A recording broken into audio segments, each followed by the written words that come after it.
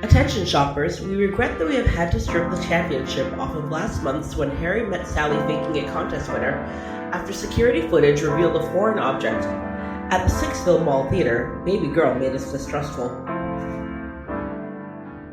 Bhavna, I know our guest is banging on the mall doors right now. She's worried about the raccoons. Don't worry, I fed the raccoons a bucket of chicken earlier today. I need to talk to you real quick. What's up?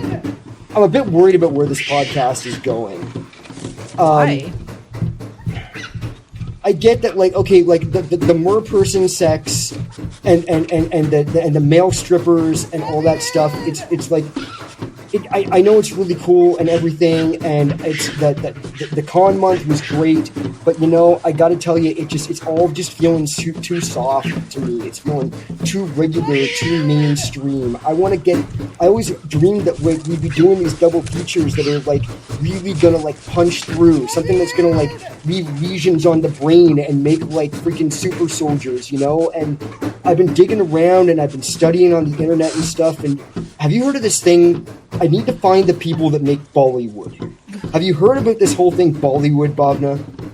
I have no clue what you're talking about. We need to find it. I think it's going to be the next thing.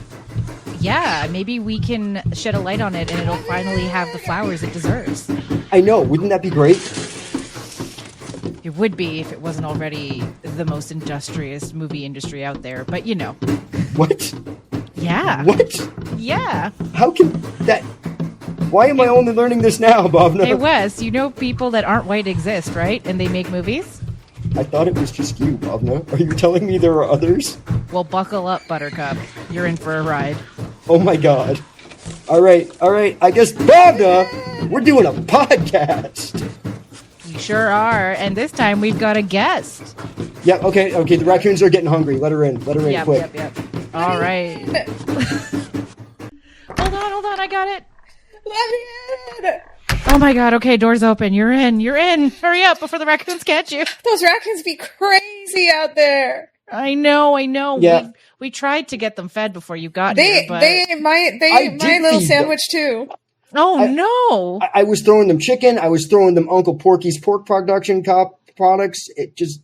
They're monsters. They're feral. They left those alone. It's not halal.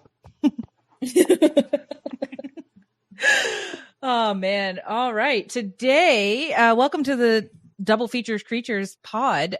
Today, we have a very special guest, my mentor, Miss Akanksha Aurora.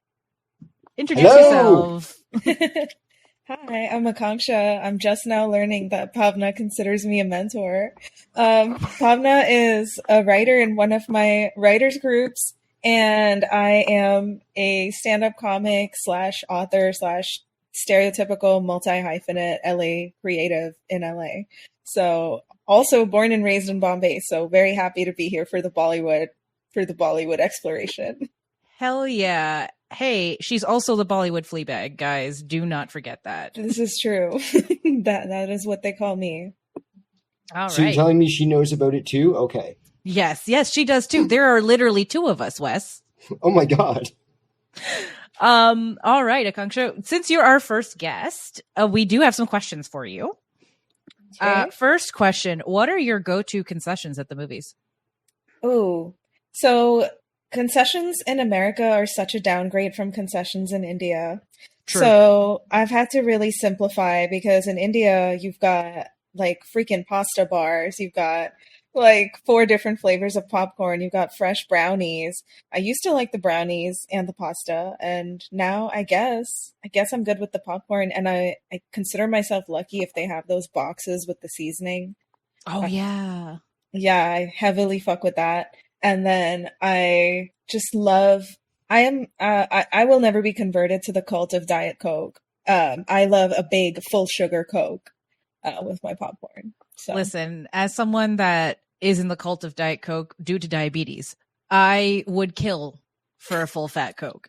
As someone I was forced to switch to Coke Zero, and I can't do Diet Coke. I still can't do Diet Coke. Coke Zero is just barely, and it's depressing to me with every sip. Listen, Diet Coke is survival for me in my home because my mom likes Coke Zero. She hates the taste of Diet Coke. My brother won't touch Diet Coke with a 10-foot pole. So if I want something that I can count on still being in the fridge for me at the end of the day, it's Diet Coke. That definitely makes sense. Yep. All right. Second question. What is your favorite favorite spot in a theater to sit? Like, are you a middle of the middle? Are you middle back? Like, do you like to be closer? What's your favorite place to sit? It depends on the situation. If there's a man I want to do hand stuff with, we're going to the back. Hey, listen. I could write a memoir of what I've witnessed at the back. Yeah. Hand stuff is tame compared to what I saw. You know, they've got crying in H Mart. You got to do hand stuff at AMC next. No, I'm too old for that. I don't do hand stuff. Like just for the official record, I don't do that anymore. Hey, you're never too old for hand stuff. This is coming from Gen X. You've got the approval. At probably 35 years old, I watched Death Proof with one hand permanently up my date's skirt. Wow. So I think you're probably never too old for never too old. Come on. Okay. Well, if I'm not doing hand stuff, yeah, I like the middle. Fair enough. That is a good consideration to make. It's like, do I want to advertise the hand stuff or not? Yeah. All right. Third question. Do you prefer a packed theater or empty theater? I think given the last question, we kind of know what scenario. I think, honestly, something I miss about going to the movies in India is a packed theater, because watching Bollywood movies in the States is like boring. Like, they do not be screaming, they do not be dancing, they do not be throwing dollar bills at the screen. It is boring watching movies here. That's a United States thing. You need to come to Toronto because that happens. Issue. I went to go see Rocky or Rani Ki Prem Kahani with my cousin, and like in a packed ass theater downtown Toronto. Like, it's one of the big theaters. It's not like the Indian theater like how we had to grow up with when we were kids, my cousin and I. But every time there was a kiss, there was a guy blowing whistles, like, you know, that full ass city. It was being marred. And then there were people dancing in the aisles. It was a lot of screaming. It was a lot of like hooting and hollering. It reminded me of the theater experience in India. Oh my gosh. Well, yeah, I feel like that is the situation in which I love a packed theater. But yeah, obviously for other reasons, an empty one is nice. Yes, a little privacy. Okay. Your ideal double feature. Like, if you could rent out a theater for the night, what would your ideal double feature be? Oh my gosh. Any movie, any language, any country, just two of them. Well, I'd obviously include The Lunchbox. That's my favorite movie. And probably for the second one, I'd want something a little more silly and like leave your brain at home kind of vibes. So I would pick Munna Bhai MBBS. Yes, that is 100% leave your brain at home, physical, dumb comedy. I love it. But it has heart. I think these two movies very much represent my ethos as a creative myself, because The Lunchbox has the indie thing going on. And yeah, Munna Bhai has the cheekiness and the Bollywood flavor to it. So that sounds like fun. Yay. And our last question. What's the most bizarre food you've had to sneak into a theater? Oh, I once had to sneak in, not really by my choice, but for my friend, a panda bowl from Panda Express. And it's not that bizarre, except why do I have beef in my telfar? Like, it was it was only weird. It was only weird for that reason. Like, on its own, not so weird. In my telfar, kind of weird. Listen, yesterday I snuck in a Chipotle burrito bowl into the theater, so. Yes, and as I have often snuck in Chinese food in my younger life, I can sympathize, because nothing covers up the smell in your bag. No. Of like, you're clearly smuggling something. It was like a premium entree too, so I had to be careful that I don't. Oh, you don't jumble it up? Spill, yeah. Yeah. She paid $1.50 extra. Yes. All right. Well, folks, you're probably wondering what today's double feature is, unless you clicked on any of our socials or even the title of this episode. But today we have an SRK double feature. We've got Duplicate from 1998, and we've got Dil To Pagal Hai from 1997. And yes, folks, this was Wes's first Bollywood adventure. It was my first Bollywood adventure. I might still be recovering. I'm not sure. Did you actually watch them as a double feature, like back to back? Okay, yeah. I tried. I tried so hard and got so far, and in the end, it was time to go home from Bhavna's place, and I had to finish up the second movie the next day. And I pretty much started from scratch. And we started with Duplicate, by the way, because I figured I'd have to answer more questions about that one. And she did. She really, really did. I will leave the more mainstream plot. Oh, that's okay. You're back now. We got I figured I would leave the straightforward plot for him to figure out on his own and give the more wacky plot some explanation. Yeah. Akanksha, I'm not sure if you can hear me or not, but you are on mute if you don't know. Oh, there you go. I'm here. Okay. I wasn't sure if you knew. I knew the camera was off. I wasn't sure if you knew you were on mute or not. So no, I changed location. Yeah, it was an adventure. I went over to Bhavna's. Yeah. Gotcha. I went over to Bhavna's, and it was the initial thing of like starting to watch. I Duplicate. did not know going in that each of these films was 3 hours long. Still not sure how I feel about that part. Listen, when I saw these in the theater when I was a kid, there was an intermission. We got up, we went to the bathroom, we got more samosas and popcorn, and went back to our seats. Okay, let's get this out of the way right now. First of all, I am never. If you were going to make because this is an audio podcast, if you were going to make a crayon based on my skin tone, it would be called Cracker Barrel Caucasian. Okay? I am white as white. I did not grow up in a tolerant of other cultures household. Bhavna knows the work I have done. I wouldn't have made a podcast with you. I have. Not that. Let me apologize in advance to the great nation of India. I am in no way trying to besmirch you. I could only go into these films with the tools that I have with me. And I also fully acknowledge that I did not watch these movies the way these movies are clearly meant to be watched. But you had popcorn. You had I can completely understand. These movies are meant to be watched in the theaters, in the theaters with intermissions and like large crowds. Me just sitting on my couch in my home. I'm sorry, these are too goddamn long. Which one are we starting with? You know what? Let's start with Duplicate. Let's start because that's how the journey began. Yep. I will say this about Duplicate now. If Bhavna had not told me in advance the length of Duplicate, that it was a 3-hour film, and I had just gone into it assuming that this was like a 90 to 2-hour movie, I might have gone insane. Because there was nothing in it to like figure out how much time was passing. And I feel like there is immediately like the content level and that of a 2-hour comedic film with an extra hour of just stuff jammed in between in the plot lines. And I was just like, for the love of God, what is happening? What do you mean you don't like random interludes in Switzerland? That's not what I'm talking about. I know that's not honestly, the song and the dance stuff, may not understand it, but at least it was the one thing I had some sort of exposure to of like Bollywood in the past. That was what I understood Bollywood to be. But like the taking so long in between what would be plot beats.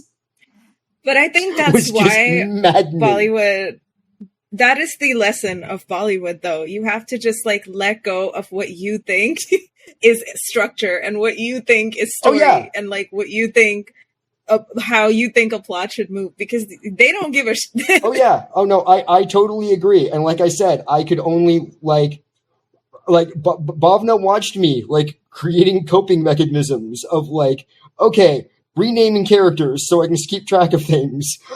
Like trying to figure out the passage of time.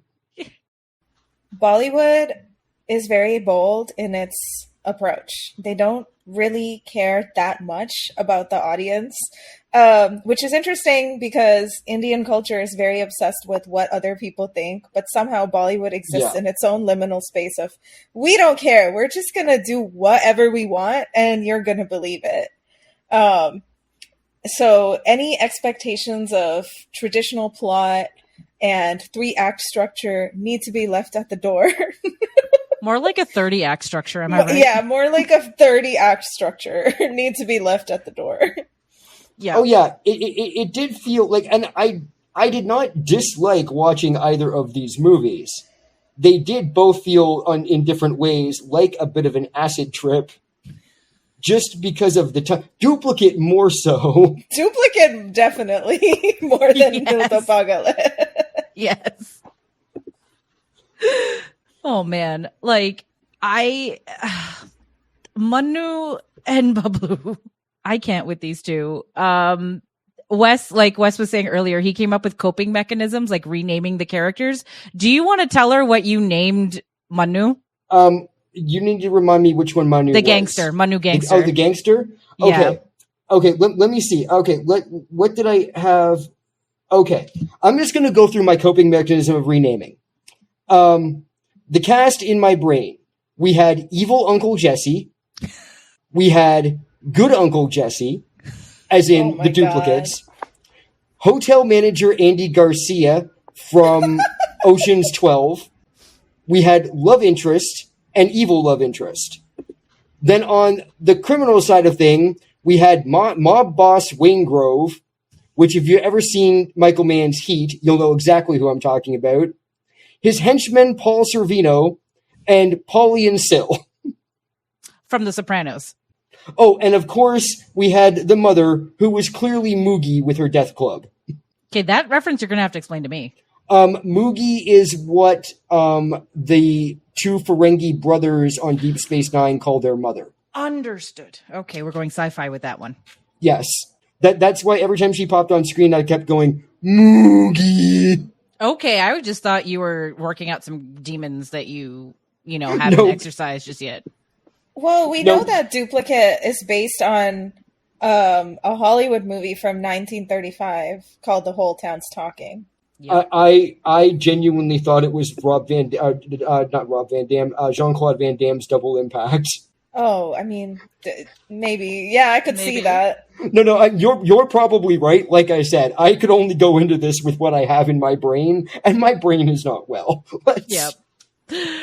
For our listeners, Duplicate is a movie about two quite opposite doppelgangers having their lives intersect in the most insane, acidy, probably also like heroin-y way you probably could imagine.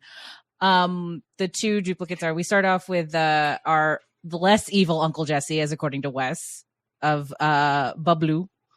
He's so innocent. I love the line in the beginning when he's doing like the prayers for his interview, and he calls himself, Bola, just like Shiv, because that's one of the references I had to explain to Wes. Like he's so goofy that you have to, like, almost like I'd say Ernest with more brain cells, as in like Ernest goes to. Yeah, there was definitely an Ernest goes to Bollywood vibe. Yeah. In that. Now, one thing I did have a question about for you, since we're talking about Bablu, is who do you think designed his home? Because I have questions. Bablu's home? Yeah. Wait, I feel like I need to remember it. Yeah.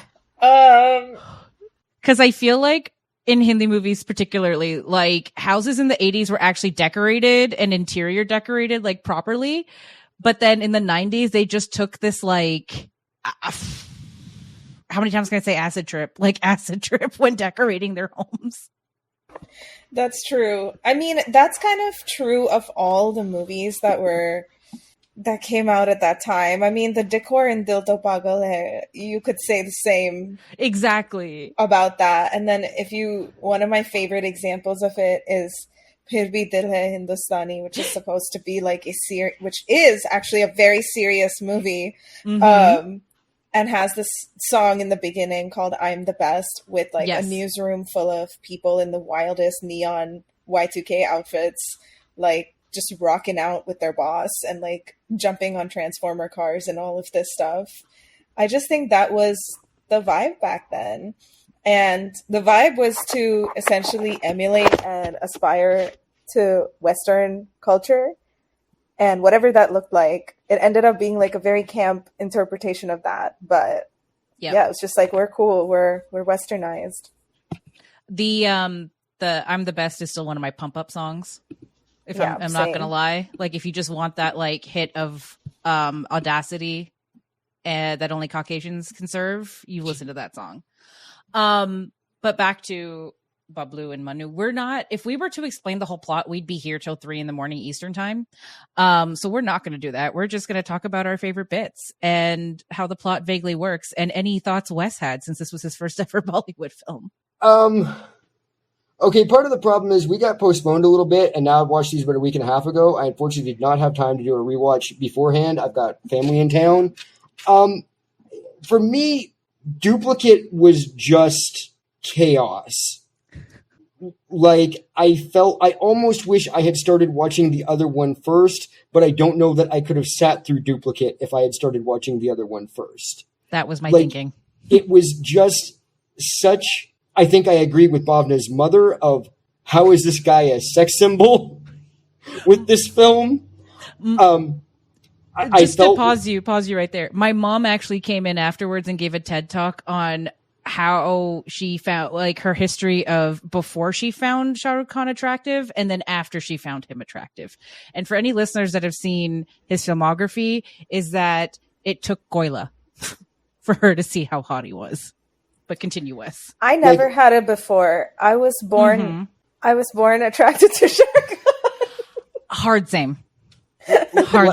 Once again, genuinely not trying to besmirch the whole genre with this, but this one in particular, if you had told me they had taken a script from an episode of Full House and just kept adding to it, like it was just such a ridiculously small premise to begin with. And it was literally just, I'm pretty sure there's an episode of Full House where Uncle Jesse's cousin comes who looks just like Uncle Jesse, but he's got like a mustache or something. Mm-hmm. And he's like trying to steal Uncle Jesse's wife and stuff. If you just took that and you expanded that into and tried to make that like a comedy crime drama, there is just so much happening. He is trying to get the job. It is like you smashed that into High School Musical, and like what in the ever living? I don't my brain can process a lot. My brain could not process Duplicate. You just have to let go and let Duplicate, man. Right. I mean, I think that's the point. Like whenever I talk to, because I went to film school, and whenever I've had to talk to Americans about Bollywood, they will be like grasping and flailing to find an American reference point to ground it in, like whether that's Full House or whether that's whatever. Yeah. And honestly, there just isn't one. Like you can try. Because it's like, but I would liken it to The Wizard of Oz. Of magic, like you take in with you whatever you can. So like that whole thing of like Dorothy has been whacked on the head from the tornado or whatever, and the Tin Man, Lion, and all that all look like the creepy dudes that live on their uncle's farm. Like it's just sort of like you take in what you can and the make you best you can out of it. Yeah. And I mean, it's not like I haven't watched any cinema before that was not Western. But like, yeah, this was just so. Some screenwriter and still didn't hate it, enjoyed it, just didn't quite know what I was enjoying. Yeah, like some screenwriter in the 40s got the term Deus Ex Machina translated and said yes and we've been on a snowball of yes and since then. That's basically the closest I can get describing Bollywood. Yeah, plots used to be somewhat simple. Well, I feel like this was a very simple plot, but the very simple plot is stretched out so far, and then it's like, okay, we need like random conversations and other little things, And like, if it was just like, okay, this guy is trying to get his job at the hotel. Yep. Because he wants to be the best chef in the world and make his mother happy and marry a beautiful woman and maybe go down on her. Am I remembering that right? Or was that a joke I made at the time? That was a joke you made at the time because he does offer her a pretty suggestive meal of vada pav. I genuinely could not remember. And, you know, and then you had the thing. We are big fans of that. And then you had the thing of like the guy that just looks just like him is on a criminal murder spree of revenge. In all leather. Yes. And then there's in an all leather outfit. Yeah. Hell yeah. And then the mistaken identity thing. And if it was those three plots, I think I could have wrapped my head around it. But it's just like all this other stuff. Listen, you forgot I couldn't live without the Master of Disguise bit, okay? Oh, That's God, my favorite. yes. And since we're on that, can we talk about how beautiful Shah Rukh looks as a woman? I know. His drag was so convincing. Yes. Like, he just looks like his daughter for real. Like, I don't know if you've seen pictures of Shah Rukh Khan's daughter, but that's what she looks like. I will pull them up for you, Wes. I'll put it in the chat. Okay. But yeah, no, he was so hot and sexy. And that, I mean, I would be seduced even if I wasn't a man. Honestly, he had all the moves. Yeah, that was so evil and attractive. I loved that. That is probably my favorite scene in the entire movie. Hell Isn't yeah. there like one part where he's like tasting blood and he's like, "Oh, this isn't ketchup." Yes. Yeah, I believe that happened. Yes. Yeah. Oh man. I love anything in the chef universe, like, as we know. Yes. So I really enjoyed this campy chef character. Noted author of steamy book Chef's Kiss, which also takes place in Mumbai. Because, like, yes, I will admit the whole thing of he has made the food for the Japanese guests, and then the mother comes in, and then the mother comes in, and then just absolutely fucks up his shit. And then doesn't it somehow work out? Like she just invents fusion. Yeah, basically. Am I remembering that right? Yep. Yeah. It's the Indian urge to just make everything Indian. Yeah. Yeah. Just once again, it's just trying to wrap my brain around. The actual conversation I had with my cousin the other day was my mom told me she didn't want me to make pasta because I make it like Italian. And then she's like, well, I don't like the way you make pasta, which is basically with tarka. And so my cousin was just like, if you make it that way, why don't you just make it then? So the urge, it's not just in this film. That's probably one of the more realistic plot points of the entire movie. Anyway, what were we talking about? Yes, his mom coming in and inventing fusion. That was great. What I loved was during his interview, and he basically looks like he's in Cooking Mama. Oh, like yes. The video game. Yeah. Oh, Cooking Mama, or what is that? The chef game with the raccoon. Overcooked. Overcooked, yes. I was love definitely getting Overcooked vibes from it. I was also feeling a bit like I was drunk, but clearly not. Yes. He was like, I think my favorite Wes comment during that part was, did he even cook anything Japanese? Well, I wasn't sure he'd even cooked anything. Yeah, because he was just chopping and finessing and having fun. Listen, someone has to caress those eggplants. Real. They needed to be fondled and thrown around. Yes, and then just what was all the other? Okay, what was with the Indian women in the Swiss Miss costumes? That again is just like, there's a lot of that in Indian movies from the 90s. Just like random Western stylistic choices to be like, we're cool and we're aware of what looks cool in the West. And sometimes it just crosses the line over into camp because and like the three dudes that are just like mouth agape through the entire thing, as if they've never seen a man fondle an eggplant before. Well, it was illegal at the time. Like, I'm like, what is happening? Oh man, like, just to your point about the westernization of it, that split into the camp. That's why Juhi Chawla's character, that's less evil love interest to you.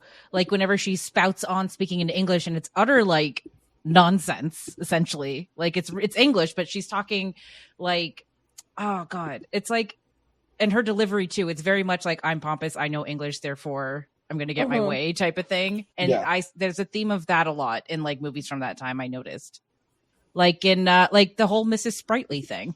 Yeah, because Bhavna, I remember I had to ask you, it's like, why are they like going full Hindi, and in the middle of the sentence, all of a sudden there would be like 5 words of perfect English. And that's pretty normal. No, you know what? And actually, I know now, because I took the nephew. Shin Godzilla is back in theaters here, and I took the nephew to see it, and it starts to happen there too. And I'm like, okay, I get what Bhavna was saying now. It's almost like English was thrust upon all of us as an international language that nobody chose. I don't know how that could have happened, Bhavna. I don't know either. How the hell did that happen? Wait, Bhavna, you're not suggesting there was some sort of, I don't know, like colonization or... Like I heard on a TikTok, somebody realizing that that England doesn't have an Independence Day because everybody else was gaining independence from them. Must have been aliens. That's it. Aliens. It's gotta be aliens. Aliens took English around the world. Yes. Clearly. Yes. Clearly. Anyway, Akanksha, what are your favorite moments in this movie? Well, obviously the drag moment is my top moment. Second is when he sneaks into what's her name's house and cuts off her bra strap. Yes. Hello? like I knew that was problematic, but young me did not know the difference. And old me watching it is like, oh, okay, I understand some of the things that are wrong with me based on this. Between this and the next movie, I was like, oh, yeah. Yeah, there's a lot of like... That explains it. Yeah. There's a lot of like dommy behavior where I'm like, oh. Yeah. So, honestly, Manu was so hot. Like, yes, so real. He was so hot, but so toxic. Toxic. I love his toxic ass. I love every toxic moment of his in this movie. I also really loved the taxi scene with Bablu and Juhi Chawla's character. Yeah. And then also loved Mere Mehboob Mere Sanam music video. That's one of my favorite songs. Yeah, that's the garage one, Wes. The garage one? Okay. With the imaginary girlfriend. Yeah, right. Yeah. That was the song that I remember like first realizing I had a crush on Shah Rukh Khan, like when I watched that song as a kid. Because I remember asking my dad, like, oh my God, who is that? And my dad was like, that's Shah Rukh Khan. And I was like, I like him. And then that never changed. That never went away. Fair enough. My moment was in the next movie, so I'm glad we both chose our moments. Mm-hmm. What was I going to say? I actually had Mere Mehboob Mere Sanam stuck in my head right before this recording. Aw, it is catchy. It's that chorus, man. Once it's in your head forever. Yeah, and when I was a kid, my route to school used to pass by Mehboob's studio, which is like one of the big Bollywood studios. And so my dad used to like sing the song to me and change the words. And he would be like, Mere Mehboob Mere Sanam studio. So I like always remember it because we passed Mehboob studios on the way to school. Yes. Oh man, that's so funny. Like, it's good to know that like corny dads are the same with all the world around. Yes. Protect corny dads. They're so special. They are. Can we talk about the killing spree? Oh yes. The Goodfellas freaking level, like friggin', oh my God, I have been so bad with names this week. The fucking, do you think I'm funny? You think I'm funny? I'm a funny guy. Fuck. Are you talking about the cable guy kill? Are you talking about the I'm drag talking kill? about all the you talking kills, about- right up to like Wayne Grove. Are you talking about the kill in the hot tub? Like, Yeah, they were all like, it iconic. just the like, how was he able to kill all these mobsters, but couldn't kill this one fucking douchebag that wears his face? How could this killer of killers, this murderer of men, not take out this goddamn Try Guy? He wasn't a try guy. He was a do guy, clearly. Like, I don't understand. Listen, it's because Manu is the best. He was too trusting of these idiots, and they had to pay. They stole his money. They got him incarcerated, and they just had to pay. Agreed. And Bhavna, there's something else, because I genuinely feel like you were lying to me here. I genuinely think you were fucking with the white man here, trying to just mess with my head and play a little joke here. I mean, when am I not? I still cannot believe that the makers of these films take entire film crews, go off to some little mountain town in Europe that looks like the hills are alive with the sound of Bollywood motherfucking music, just to film a separate song and dance music video that is specifically there for people to get up, leave the theater, and go pee. Yeah, I was not messing with you. No, she's not messing with you. Can confirm. That is insane. That is insane. Well, it's a 3-hour movie. You gotta have time to pee. Yeah. And hey, they always go back to the one town. I told you to remember that train, remember this garden. Oh no, see it in the next movie. I remembered it, and it will come up more in the next one. I know, because it's clearly Centerville from the island in Toronto. But yes, basically. But it is just maddening to me. Listen, sometimes you just got to take a quick 8-hour flight to Switzerland and have your little romantic fantasy, this is my mental illness, if you could see inside my head moment of a song. It's a lot. I feel like the business of dream making and dream peddling is a lot bigger in Bollywood than in Hollywood, and that's why it seems so wild and random. Because it feels like Tom Cruise level hubris. It's higher than that. It's way more than that. I'm going to travel around the world to film something that most people are going to be in the toilet while it is on the screen. But then there's also going to be people who rewatch that because there was a big culture of music video channels. Like the channels would only ever play music videos, kind of similar to here. But yeah, those music videos were more meant for that and for building hype around the movie. And of course for peeing during the movie. But they had their place. I mean, I'm pretty sure, and I don't know, don't quote me on this because I haven't fact checked this, but I'm pretty sure there's a statue of Shah Rukh Khan in that part of Switzerland. Yeah, there's definitely one of Yash Chopra. There's definitely one of him. Or one of Yash Chopra. Yeah, one of them. Yep. Yep. But Bhavna told me that was true, and once again, let's fuck with the white guy. Who knows? But let's mess with the colonizer. I mean, always mess with the colonizer. That is what we do here at the Sixville Mall. I did also enjoy the Moogie there, just braining even her own son with the giant baseball bat. Oh, that wasn't a baseball bat, but yes. The club, whatever it was, just the Yeah, I mean, violence from your parents is kind of normalized. Yeah. And it doesn't matter how old you are. We didn't even blink at that. No, we're oh man. Again. She's going to beat him. It's going to be with a rolling pin, a club, or beating him with the little straw brooms, something. Depends on how much she wants to hurt him. Yeah. Where do you even buy one of those? The market. Go to any Asian store. The beating kids market. The kid beating supply store.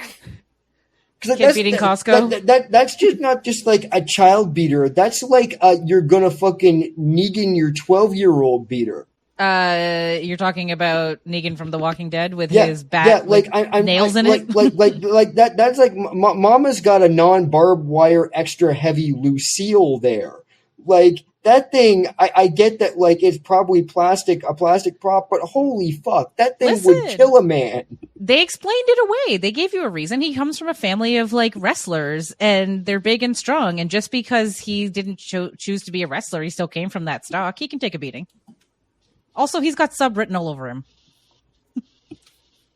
I was also amazed that they talked about the wrestling so much, and he didn't end up, like, actually in a wrestling fight with evil Uncle Jesse.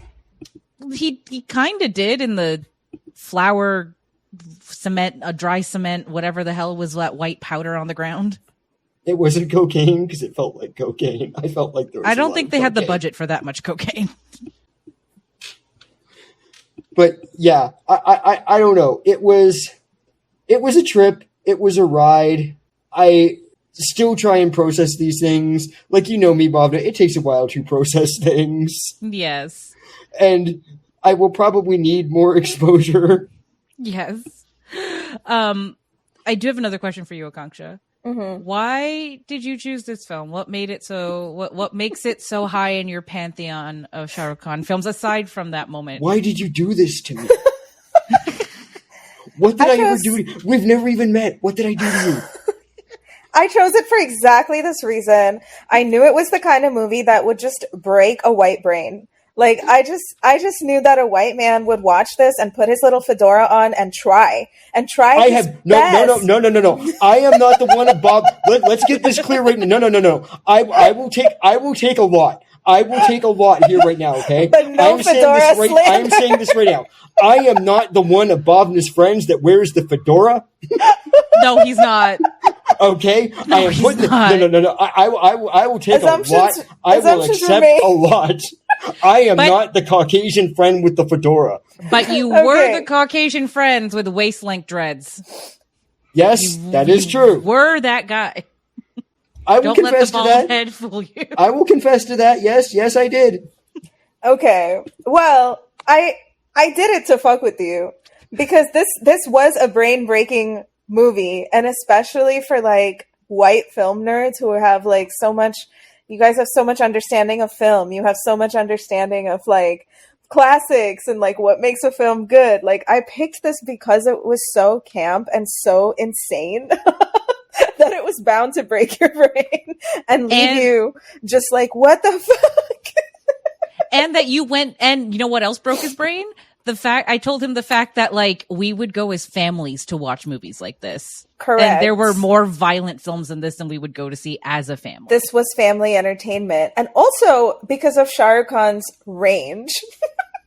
Like, he did not just play Bablu and Manu in this movie. He gave us drag. He gave us bands.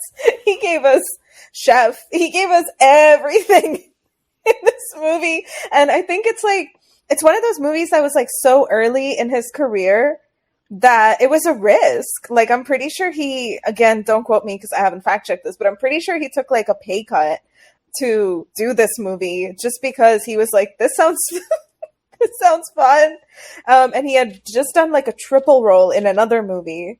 Yes, he did. Yeah. And this was like an opportunity to do a double role that was like so polar opposites. And I've always had this theory that like Shah Rukh Khan is and was queer. And this was, I can't think of a better way for him to have expressed his queerness through his art than to have done this incredibly camp, like silly movie that encompasses every human emotion on earth. Yes, all of them. Literally all of them. So yeah, I mean, the primary reason was I just wanted to fuck with you. Secondary reason was, look at this man's range. Like, you can't deny it. Oh no, definitely. And Bhavna, joke's on her. She has no idea how little movie knowledge I actually have. Oh my god. I definitely thought you were like, your name is Wes. Like, a lot of assumptions were made based on your name being Wes. I was like, he probably knows film. Listen, he chose some very questionable 80s movies, so I don't know why Duplicate broke his brain more than it did. Because he's made me watch some things where I'm like, I don't understand how white people made this and yet still make fun of Bollywood. I feel like on one of the films we covered, I was like, and y'all motherfuckers made fun of like Bollywood plots when you had this? Is this your king? Wait, are we talking about Stone Cold here? Which yes. one? Okay. Well, yeah, I mean, like, is this your king? Well, no, but it was also a flop. That's true. That's true. But we as a people just needed 2 of Shah Rukh Khan on a screen, man. Yeah. And I guess like just both of those characters are they're so good. He does them both so well. He really does. He really does. Yeah, I don't know. Oh, man. Any final thoughts on the movie from either of you? No. The racism. Yes. I also wanted to include this movie just to see how a white person would feel about Indian racism. I don't know if I got enough of it. If I did, it was a matter of like in the last week and a half, I have gapped on it. It was the Japanese guests. Oh, yes. Yeah. Yeah, well, I mean, Bhavna, you've educated me enough for me to know that, the whole bigotry thing is not just a Cracker Barrel problem. No. So it didn't shock me all that much. And I didn't really find it any worse than like an 80s white portrayal. Yeah. It just very much seemed like the Asian businessman trope. Yeah. They like Hollywood has its Mickey Rooney playing, a Chinese laundry dude in Breakfast at Tiffany's. Bollywood has a song that was a banger for most people from, I believe, either the 60s or 50s. And the lyrics are literally like, my name is Chin Chin Chu. Yeah. I mean, I think I'm glad that that's the takeaway you came with, because like I feel like another white person would have been like, oh my God, that was so racist. And then I would have been able to say, but what about but what about every piece of Hollywood media in the same time period? Yeah, no. I mean, it was very much equal opportunity racism going on here. Yeah, yes. Like it was. I mean, I didn't. Once again, white dude. I didn't find it atrocious. I've certainly seen worse. Yeah, it seemed more Now, wait a minute. They were actual Asian people, right? Not like there wasn't like a skin paint. Okay, because like in that case, I mean, it was just kind of like the standard business Asian gimmick, like trope. So it wasn't like some, everything from Die Hard to, whatever. It didn't seem, that egregious to me. Mm-hmm, mm-hmm. Fair. And once again, the joke was more, they made fusion. But Bhavna, the other question we have to figure out, who gets the chair? Yes. So every movie, we pick a character that we like to put in their very own cuck chair. So we pick a cuck each film. Oh. Yes. So who would you nominate in this film? To be in the cuck chair? Yeah. Well, obviously Bablu. Like, obviously. That's like the most obvious. That's the most obvious choice. Yeah. Or Kajol, who cameoed. Who cameoed for like 5 seconds. We're losing her. Yeah. Or who in second, sorry? Oh, I said, or Kajol, who cameoed for 5 seconds. Yes, she did. Okay, those are good choices. I think Wes and I picked the same one, if Wes, you want to say it. I believe, at least at the time, I had gone with the man that I am referring to as Wingrove. Are you talking about the gangster? Yeah, Gulshan Grover. Didn't we end up deciding on? It was basically just the cops? Yeah, I mean, this movie I like that we chose this movie as well, because it shows that that's literally how cops are portrayed in almost every single Hindi movie. Just adjust your level of camp. Yeah, but they're all just as fucking useless. So ACAB is not a new concept for anyone that at least grew up in some form of Indian culture, whether direct or diaspora. Mm-hmm. Yeah, ACAB is not a new concept for us, and because the cops are not that exaggerated. What did I say to you in the first 45 seconds of this movie where like he's going out, the police are trying to kill him. It's like, but wait, in a country when everyone's brown, how did the police know when to shoot, who to shoot? Like, that was... I think my answer was anyone who wears wet leather pants in Mumbai. Well, there you go. Because the humidity, man, that's dedication. Well, also, it's a whole... This is maybe too deep for the purposes of this podcast, but it's a Hindu-Muslim thing. Like, Shah Rukh Khan is a Muslim actor who has basically been like the king of Bollywood and consistently had to play Hindu characters with Hindu names like Bablu and Manu. Yes. But that's who they would be shooting. Yep. Well, there you go. And that's not too deep for the purposes of this. No, that's what the hand stuff is for. I don't know. I don't know if I would link those two things, but yeah. Oh, man. But yeah, final thoughts, Bob, before we hit the intermission. Oh, I definitely think the person for me in the culture was Monish Bale's character, the manager. Oh, yeah. Mm-hmm. Oh, yeah. Man's literally got cucked by everybody, even the cops. I'm dead. Yeah. Andy Garcia from Ocean's 12 really did kind of... Yeah, he got cucked hard. Yeah. No reward money and no girlfriend. Yeah. What was his role at that hotel? He was the general manager, or like the manager of the hotel. She was like in charge of culinary stuff. Okay. That makes more sense. Because I was pretty sure he ran the place, but it was like she ran the show still, and I was like, what's going on? No, she runs the food. So Bablu reports to her, she reports to the cook. I will admit too, and this is something that I just have to get used to in these films, of trying to read subtitles in a film where everyone talks extremely fast. Yeah. It's just like, no, wait, no, slow down. Meanwhile, I'm not even paying attention to the actual screen because I understand it all. Well, yes, exactly. All right. But yes, well, should we intermish? Yes. For those of you who were doing hand stuff, please take this moment to visit the washroom and wash your hands before proceeding to our second film, and stop by the concessions on your way back.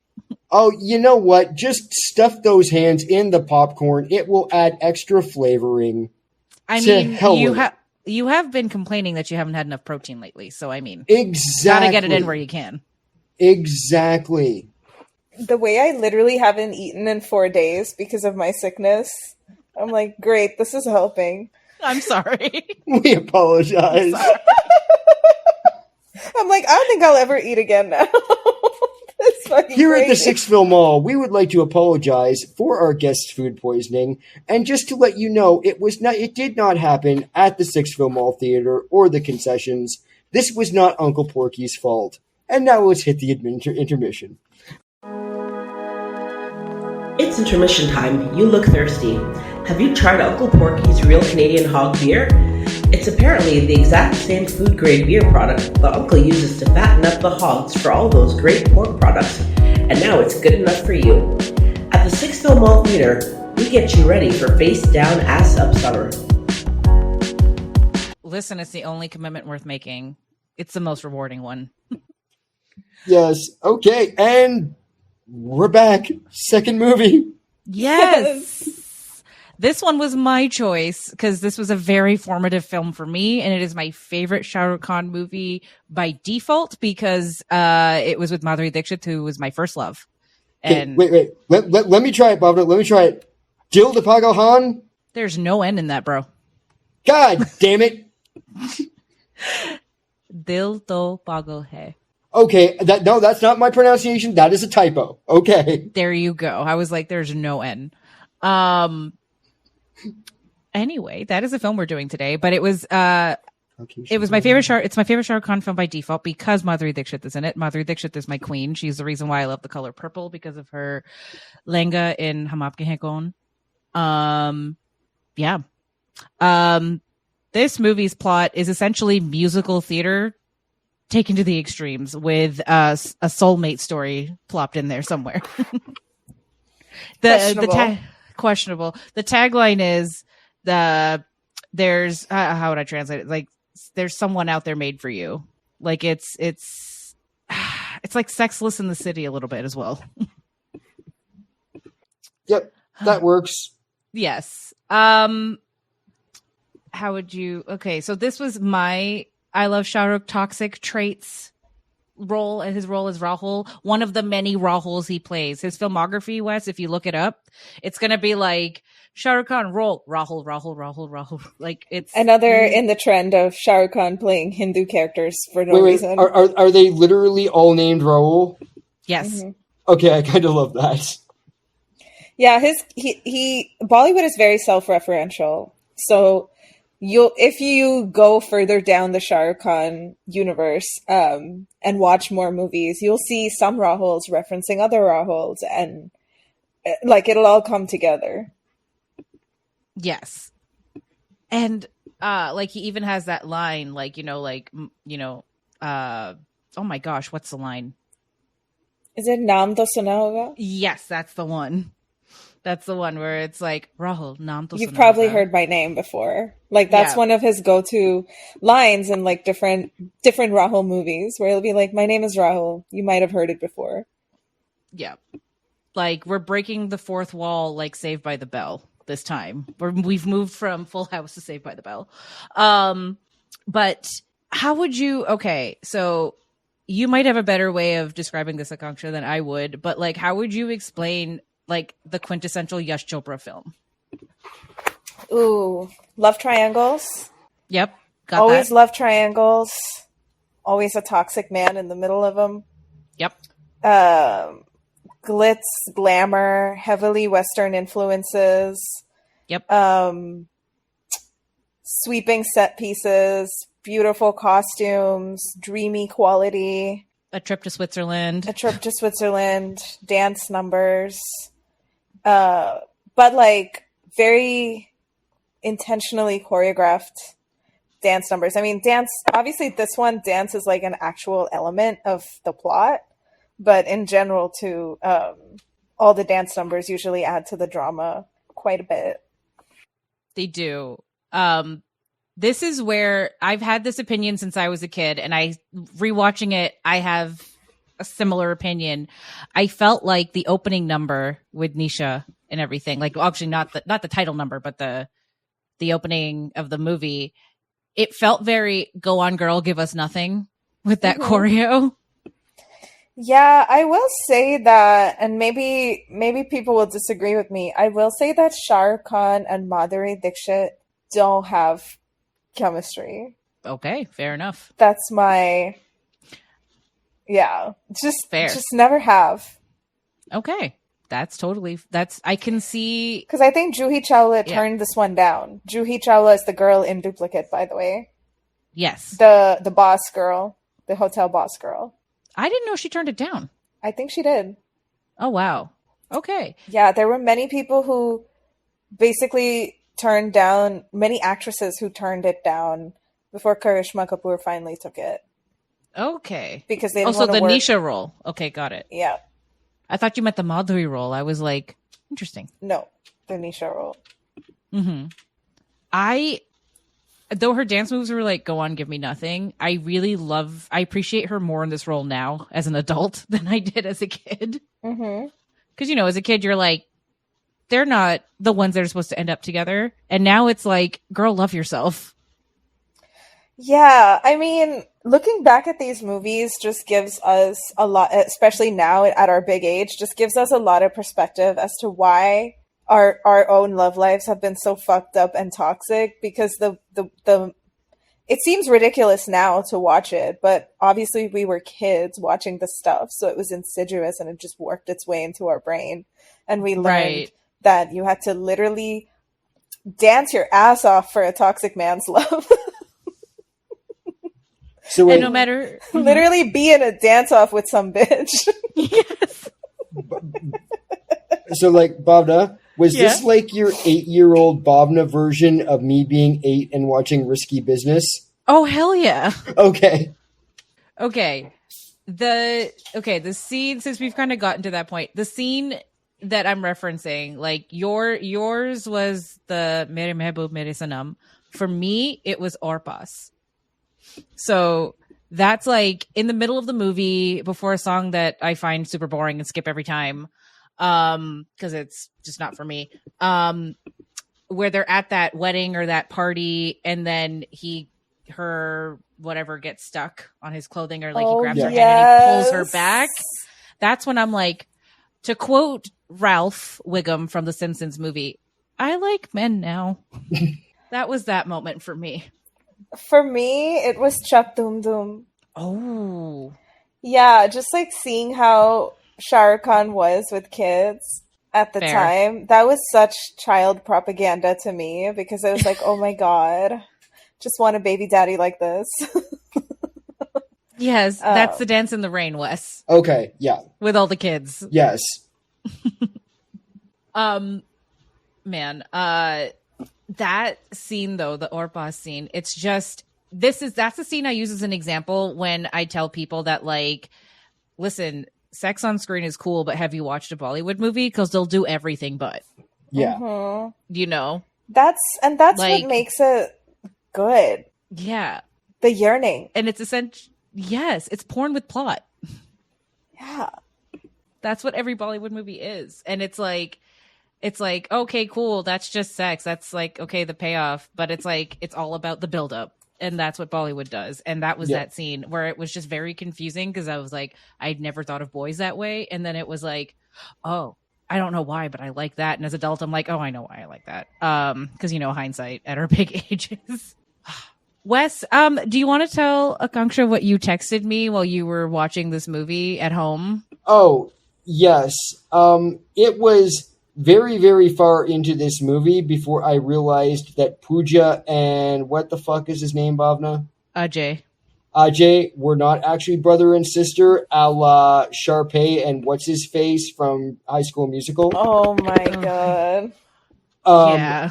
Like I was watching the scene where I remember watching the scene where they go on their trip to European Fantasy Island. And before I go any further, the second award for Sixville Mall Excellence in Background Acting goes to every one of my fellow Cracker Barrel European motherfuckers in that amusement park that were either not told not to react to what was going around them, while both being told to react what is going on with them.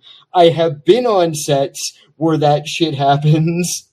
I actually had to ask Bhavna, it's like, would these have been professional background actors, or would these have just been people that had been like there in the park at the time?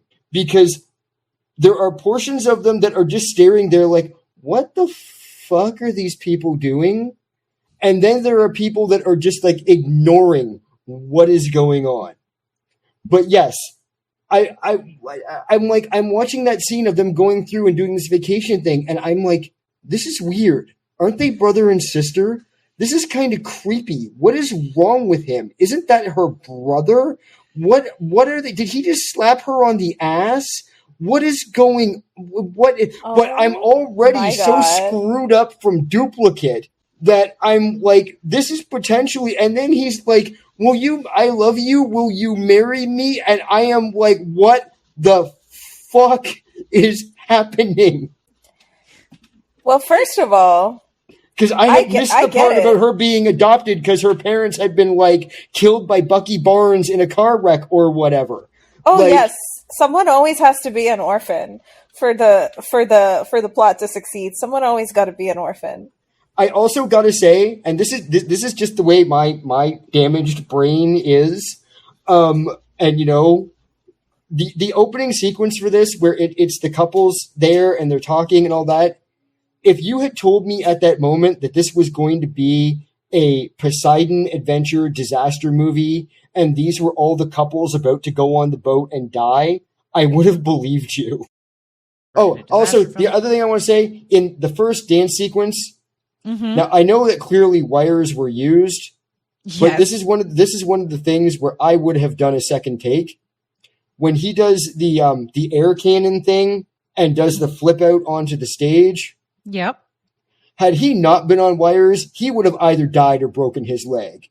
Do you notice the weird twist he lands on? Yeah. Like, he comes out of that, like I've watched enough professional wrestlers do that as, like, the bit for their entrance where the air cannon shoots them up. He, like, comes down sideways a little. As Are you aware that he has my knees? Are you aware that he danced on a moving train for a separate movie? I did not know. I'm still saying he lands wrong. Like, a moving train in a mountainside. Moving train in a mountainside. He definitely has injured himself in his career. No, like, all I'm saying is one of those things I would have done a second take, because it looked like, even the first time I watched it and I went back again, it's like, it looks awkward. Yeah, it was like a gymnast dismount, but from an air cannon, so I could feel the crunch. You know what I mean? Yeah, like you see him, he turns to the side just a little bit and then corrects at the last second. But you know what? That's musical theater magic, baby. It is musical Agreed. theater That's magic. showbiz. And he is a musical theologian. I want to know, like, what neurodivergence this man has. Like, even as a creative, like, sitting there being like, okay, cool, I know the vibe of my next play, of my next thing. Do I have a plot? No. That was what made his character the most relatable to me. Because that's my creative process. Oh, in 3 months, there's going to be this thing called Maya. I don't care if Maya exists or not. The project is going to exist. That is my same process, and was my same process with, like, writing my book. It was like, I don't care. It's going to be done in 30 days. And the discussion... Sorry. No, go ahead. I was just going to say, his Delulu approach to his art was very frowned upon in the critiques of the movie, but me personally appreciated it. Okay, then follow-up question. How accurate are the discussions that he had with his team that you would have with your team? I mean, I feel like I wouldn't be quite as strong arming my team. Not that I even have one, because my team is just me. That's the thing. He had a team. He could have made it possible. And she was just in a meadow somewhere rolling around. He just knew it, like, from his creative instincts. His spidey instincts. Was she rolling around or falling down like she was a final girl? Falling down. And somehow not getting grass stains on anything. Listen, she's a woman of leisure. She has no job of note. She loves to dance for fun, and be in love with love, I guess. I think she was getting into the tequila for boys. The reason that so many actresses turned down the role opposite her was because of what a good dancer she is. Because the plot of the movie was that there would be competitive dancing, and all of these actresses were like, we cannot compete with her, actually. So we're just not going to take the part. Yeah, because she is, like, a classically trained dancer. I mean, a lot of them are, but, like, she's really known for her dance skills. Yeah. Which, I mean, lady can move. Say, like, whatever opinion you have about her, the lady can move. Mm-hmm. But, fuck, man. That level of Delulu, I aspire to. You know what? I will try and take on that way, because every other way I try to be creative doesn't work. You have to. That's kind of like this podcast. Yes. This podcast was kind of like that. I'm like, well, let's work together. Well, yeah, that was, Wes, I'm thinking about starting a second podcast. Okay, Bhavna, let's do it. And then how much do you think I think about half the bits for this podcast, Bhavna? Like, I get texts almost daily of like, I've just thought of this bit. I've just thought of adding this to the lore. I've just thought of doing this. And I'm going like, cool, man, do you. I like this. It's not offensive. It's not racist. Okay, cool. Let's take it on. And then he is continuously shocked by how much I approve that goes into this podcast. It's like, sometimes you're like, all right, you're not going to stop me. This is your fault. So it's kind of like Rahul on steroids, this podcast, a little bit. So I don't know why I was so judgmental to begin with. Thank you for that perspective change. Yeah, no, I think Rahul had the right idea. Like, you have a vision, and then things fall into place for the vision. I mean, just for Wes's context, I have both of my exes voicing themselves in an audio drama that I'm producing based on a book that I wrote about them. And there was no plan. I think I remember this. Have you already been on Bloody Broads? Yeah. Yes. Okay. I'm not having a brain aneurysm. Okay. But I didn't have both my exes on board for Bloody Broads. The fact that the second one decided to do Yeah, that's the one where I was like, I didn't even know was he would do it. purely a Rahul a Rahul coded thing to happen. Yes. Oh my goodness. This movie's soundtrack, how would you rate it? I love this movie's soundtrack. I love it, and I don't understand a word of it. Especially that opening number with the whole cast. Yes. The cast and the crew and the producers. Yeah, it's masterful, honestly. Like, we'll never have it again. I think when I watched it again to like prepare for the podcast, there was a certain melancholy about the pure artistry that went into the music that I grew up with, because Gen Z Bollywood does not have this. They have remakes, they have autotune, and not to sound like an old head, but I am one. But this kind of composition and like the musical theater, like the Dance of Envy, and then the Chak Dhoom Dhoom, which actually had the sounds of like rain in it, and like Bholi Si Surat, which is such a pure, innocent, sweet. Like, it's just like, this will never happen again in our AI generated bullshit future. Like, it'll never happen again.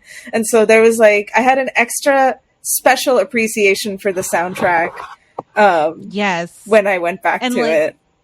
And like the astral projecting, dreaming choreography of Are Re Are. Yeah. And like the instrumentation and the way it's all layered, it's like, this is true music. This is true music. I need Indian, American, like ABCD DJs to stop remixing this shit. It was perfect. It was perfect as created. Stop putting your weak ass Amapiano beats under this shit. It's so good. Yes. Leave it alone. Yes. Okay. Controversial opinion. The newer version of Saki does not hold a candle to the original. Sorry, not sorry about that. This is not a controversial. It is a true opinion. It is an absolutely beautiful, masterful soundtrack, as most of the movies like back then were. We don't have this anymore. We don't get this anymore. Yes. Oh, thank you. Like, speaking of that song in particular, though, the choreo in the desert part where they're clearly in a studio has me by a chokehold to this day. Yeah. But I think that's the power of like truly good art, right? Like, the music is so amazing. The story has pulled you in so completely. That doesn't fucking matter if it's clearly a green screen. Like, the detail of it starts to matter less when the plot has you pulled in. Yeah, I was focused. I am still to this day locked in on that choreo. Like, it may have taken me a while to realize it was a desert. I did not care because that choreo, hot. I don't think I even remember a green screen in it, so I must have just not noticed. Because you're that pulled in. Probably, yeah. Because I was much more engaged with this one in a non, medicinal mushroom trip than I was with Duplicate. Like, I didn't feel like I was... I was still like, for the love of God, this is too goddamn long. But I didn't feel like I was receiving possible active brain damage from trying to figure out what was going on. Yeah, I will give you that. Duplicate does cause brain damage. Now, there were some things, like when I realized that a adopted brother there who was constantly calling his sister Fatty was now proposing after a freaking high school musical romantic trip to Centerville. It was just what is happening? And I'm sorry, this is going to be the controversial white man opinion. I would have not got rid of Nisha. Nisha should not be put in the corner. Nisha could be my bae. That would be fine. Oh, that's not controversial at all. And I do think I have another reason for you to hate what's his face from the Buffyverse, Bhavna. Joss Whedon. Do I hate from the? Oh yes, yeah. Joss I think because I watching it and going back and then watching it a second time, I'm pretty sure, despite the fact that there's only one person in the Buffy dance version of it, I am pretty sure Joss Whedon ripped off the dance battle The dance of envy. for Once More with Feeling. Only it's just Buffy herself dancing until she burst. If Nisha had exploded into flames and there was a big red demon watching, I would not have been shocked. Because I'm like, no, that's the Once More with Feeling thinking, where is the vampire coming in to stop her from doing this shit? Like, Nisha would burst into flames if Dil To Pagal Hai was directed by Mahesh Bhatt, who directed Duplicate. Yes. Like, I think... I always forget that. Yeah, like, what you're picking up on in terms of, like, one feeling, like, leaving you feeling disturbed, and the other one leaving you feeling like, okay, at least this was an actual plot and an actual movie, is literally the difference in the two directors, because Mahesh Bhatt, who directed Duplicate, is known for being mentally unstable. And you can fully see it in every work that he has touched. That is his legacy as a film director versus Yash Chopra, or it's Yash Chopra, right? Yeah, versus Yash Chopra, who is an artist and has like certain artistic pillars that unite his work across all mediums and like have a specific quality, a specific standard to meet. Like, sorry, Wes. One more thing though about this director, and to tie into your "I thought Ajay and Pooja were siblings" thing, there are incest controversies and rumors around that director too, the director of Duplicate. So, like, that's just and his offspring are not much different than him. Because, like, yeah, it was just sort of like with Duplicate, it was just sort of like, okay, something. No, this is. It was more a matter of not desperately trying to figure out like a tone. Yeah.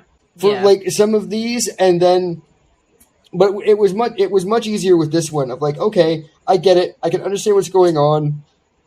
Yeah, because this was directed by someone who really cares about the craft of filmmaking. Yeah. Because like, and the other one was not. Yeah, like I think Bhavna, I think I asked you by like about halfway through Duplicate. It's like, how are these written? Are they written by committee? I have, and I still, and I get, you know, and once again, it's not me trying to insult the craft in any way, but my brain for what Duplicate it is, I have trouble believing that they started filming with a finished script. Because if this was any Western media whatsoever, I would just assume that they had started filming without knowing what the ending of the film would be. No, they have a script, or at least they have a bare bones, dude. It's like any other industry. But no, I mean, like in that one particular case, I'm like, do you know? Like, did it end the way it did because you ran out of money and one of your people was drinking themselves to death? What is going on? I mean, I would love to see the first draft of that script. I would kind of like to see any draft of that script. I don't exactly. That's exactly what I was going to say. I don't know if I think the first draft was the final draft. That is a first draft that made it to the screen. I swear to God, if you put Duplicate out now, maybe not there, but if you put Duplicate out now, people would accuse you of having used an AI script. Full circle. I don't care. India, I apologize. To quote Alanis, thank you, India, but for the love of God. You would say that is an AI script. I think the measure... What the ever-living fuck? Yeah. I think the measure of Duplicate's success was not, was it good? It was it entertaining? And for better or worse... Still a banger. Still a banger. But going back to this movie though, this movie was a work of art. And I think that was the whole meta aspect of it, was like, I'm gonna have this work of art at the end of this. And and the way that the movie ends up playing out, like, yes, that's what we get. And Madhuri is like so freaking talented that, like I said, 4 actresses turned down the role of like dancing across from her. So like even when you look at the talent and the casting, like all the choices are much more intentional in Dil To Pagal Hai. Yeah, that's why we see a lot more of her dancing, even though Nisha's the one in the troupe. Yeah. And like maybe that's why I see it more as like go on girl, give us nothing in the beginning, because I know how much better the dancing's gonna get there on out. You know what I mean? Yeah. That's why like the beginning feels so like, all right, cool. Look, I mean, it was cool as hell. Like that I don't know if it was actually Mugler or Mugler inspired clothing from that time. But she was definitely wearing something fashion, because all the fashion in this movie. Yeah, I think originally Madhuri's character was written for Sri Devi, which was another actress, but Sri Devi thought that the plot was too simple for her. And I think the fashion choices were also made with Sri Devi in mind. Like, that's just my guess, because I'm like, if I imagine those outfits on Sri Devi, like that's its own and vibe. And the all white in the Alps. Come on, man. Mm-hmm. That's that's referencing her own movies. Okay, I have a very strange note here, and I'm going to try and use my damaged memory to put it back together as to just what I meant. But okay, if I'm remembering correctly, there is a scene in this movie that happens in a restaurant, and I believe someone is trying to get one of the women, I can't remember if it's Pooja or Nisha, to like admit who they like or who they are dating or something. And there is a bet involving a glass of water, if the glass of water will make it to the table, and then she asks for the glass of water.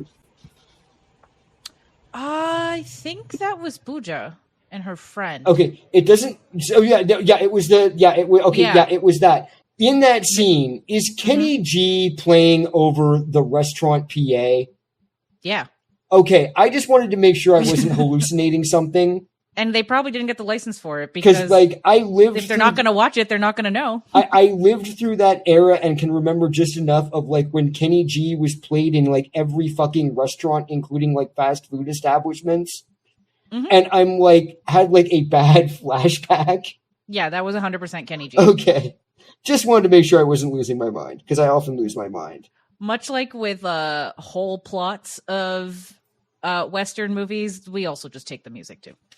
It's fine. They're just kind of like, for you. They're very like, nobody's gonna know. How would they know? Yeah. You gotta actually know Bollywood exists to know. Mm-hmm. Exactly. And like only like the three people on this podcast know. So what with that? Yeah, we're the only three people in the world, or at least in this mall.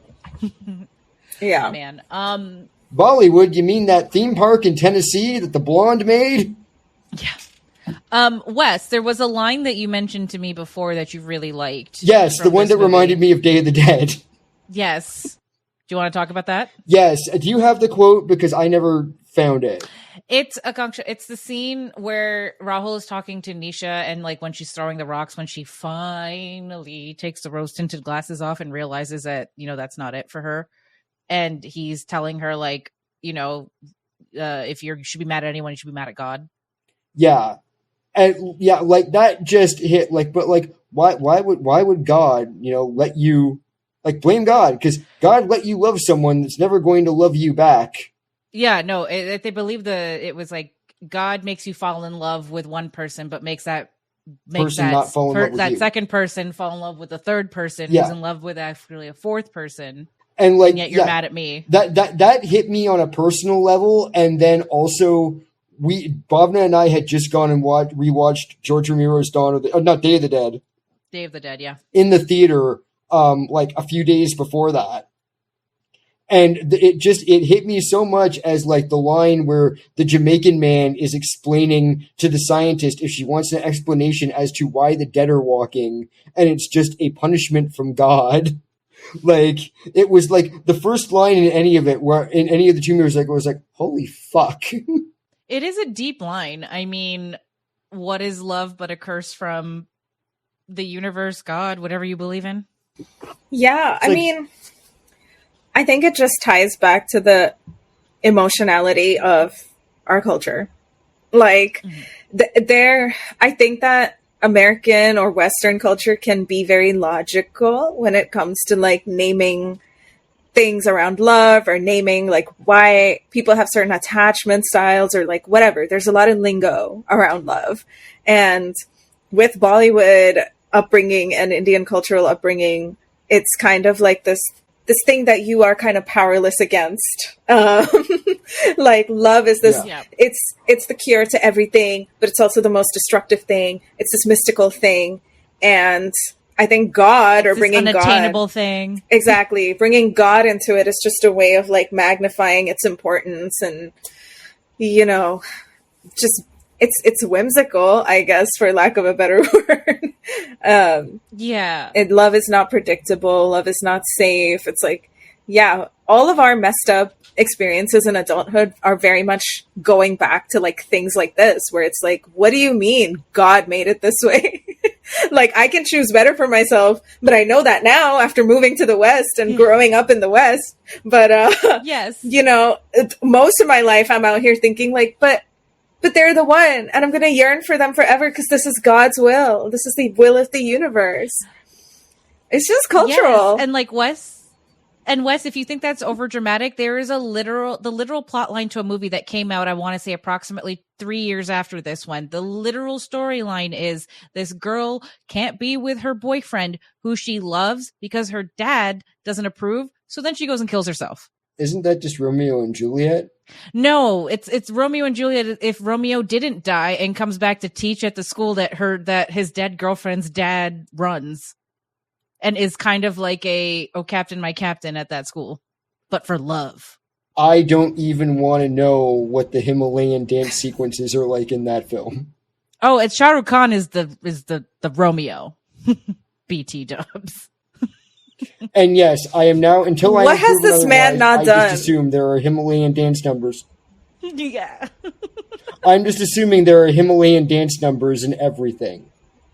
It's and if you want to take it a step further, the common term for suicide literally translates to self-happiness. That's just a 9 Inch Nails line. Yeah.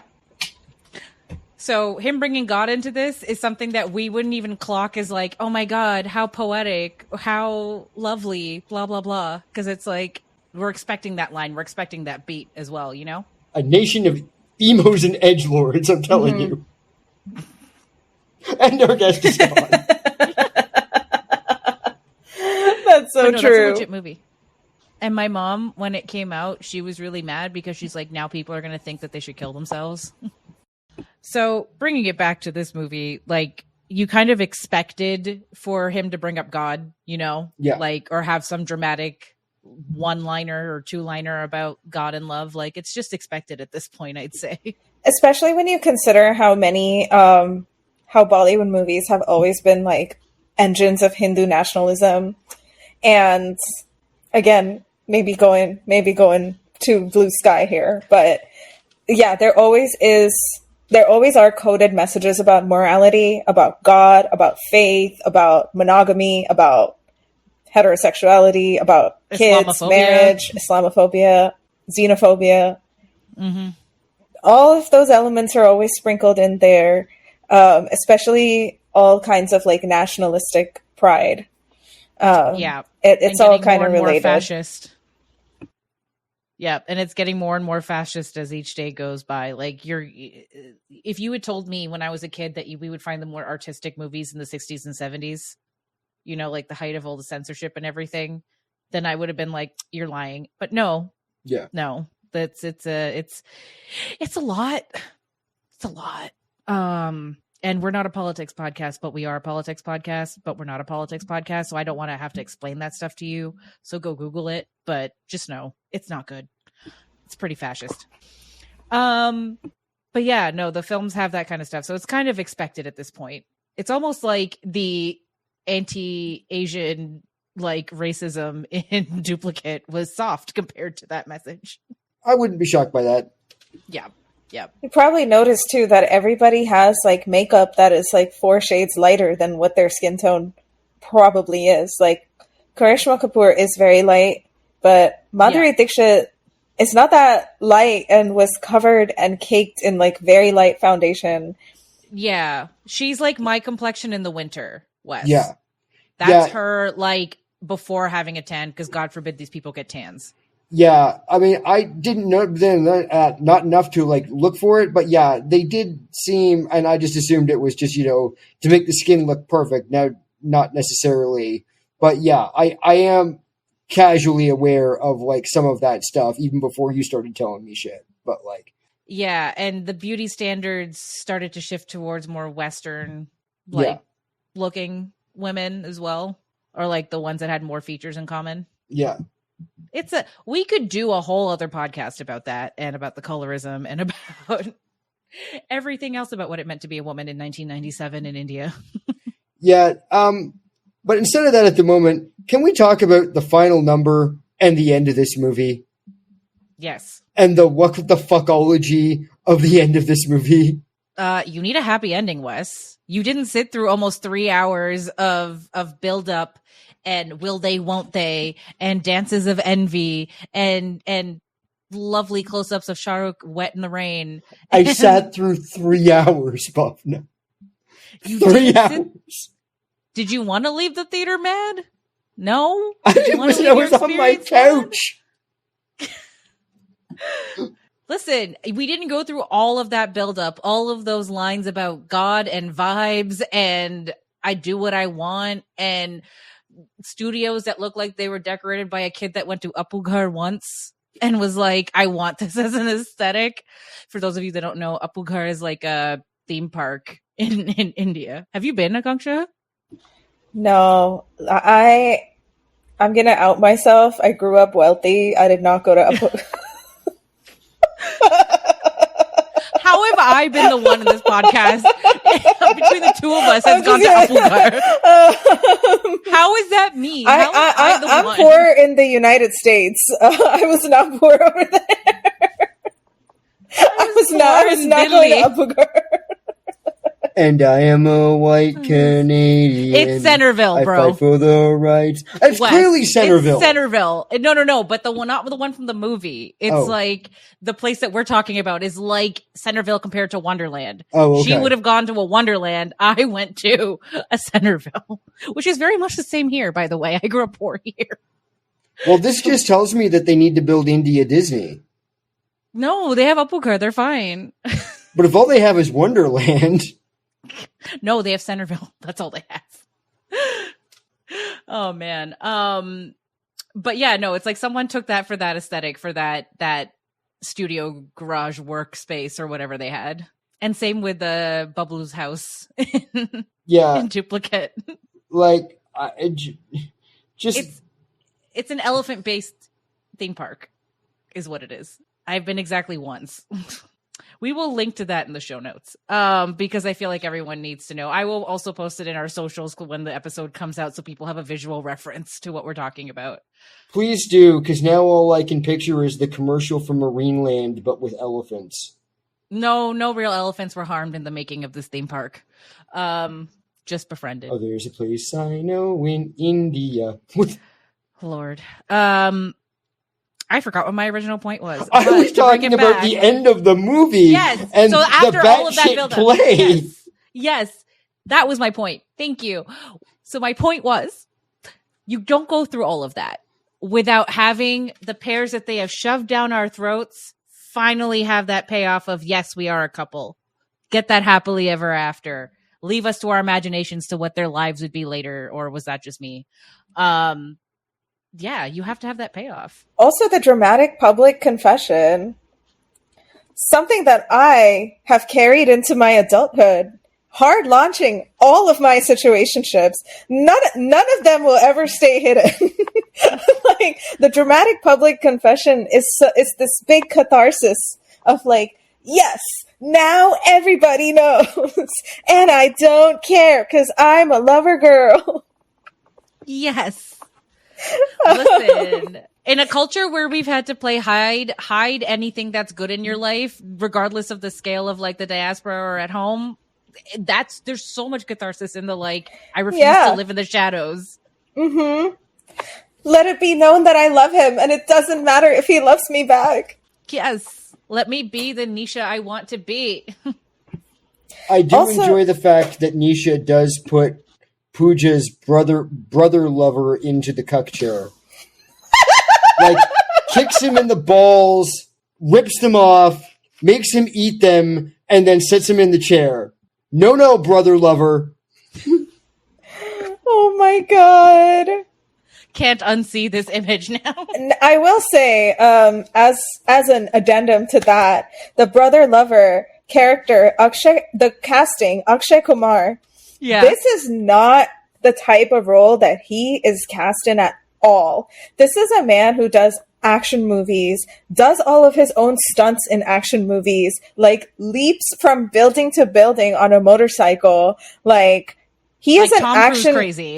He is like crazy, and he's also a comedian, so all his other roles are like highly comedic.